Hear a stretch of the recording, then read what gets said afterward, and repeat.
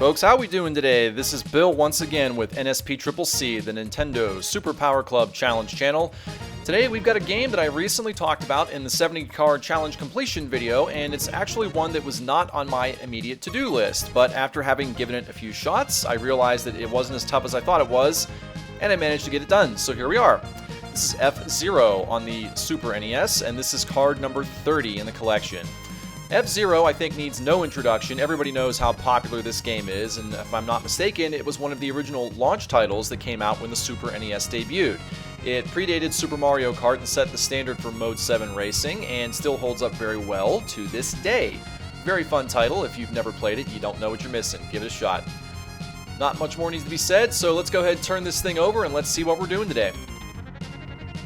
Alright, here we go. On the Pro Level Challenge, it states on Night League Mute City 1 Beginner Level, meaning the easiest race that there is, how many enemy cars can you destroy before you lose the race? And on Pro Level, that would be 3.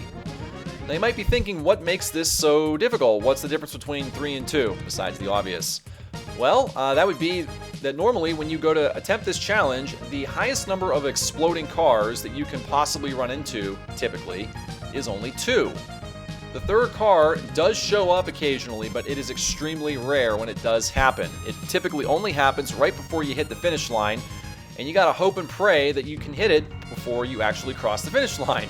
So, it's equivalent to having a solar eclipse and winning the lottery 2 to 3 times in the same day. Obviously it can be done, but I lost track of how many times I had to do this challenge before I was able to pull it off. So enough being said, here we go. Sit back, relax, and enjoy F-Zero on the Super NES.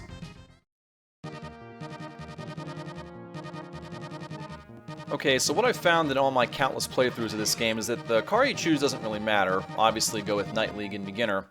I believe that what you want to probably do is drive through this race as fast as you possibly can so you can encounter as many exploding cars as you possibly can. So here we go with the race, and one thing I will tell you right out of the chute is that the only cars that can be destroyed are the ones that I talked about earlier, the exploding ones. The regular rival cars that you run across, you can knock them into the walls all that you want, but you will not be able to kill them, so it's pointless to even try. So the exploding cars, one other thing to keep in mind is that they only show up beginning in lap number 2. So obviously right now, you're not going to see anything. So just get through this first lap as fast as you possibly can. You don't really have to worry about getting hurt or damaged, because if you die in the first lap, or really anywhere in this race, you are pretty pathetic and shouldn't be trying this challenge.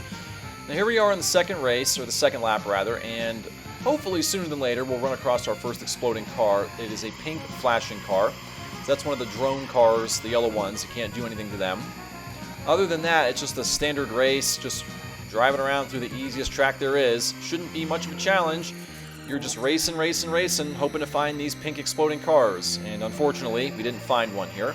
Now here's our first one. We caught it right at the start of the third lap. And as you can see, they kind of knock you silly all over the place. So just kind of be careful when you hit it.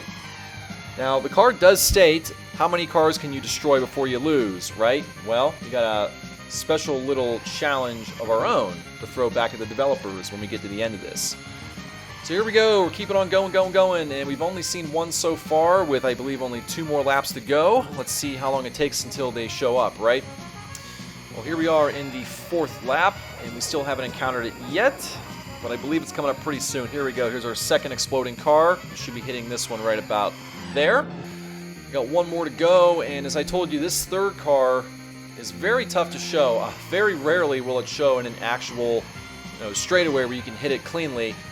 Typically when I run across it, it's at the very end, and I'm sure it's no different here if I recall correctly. I've forgotten how many times I've recorded this.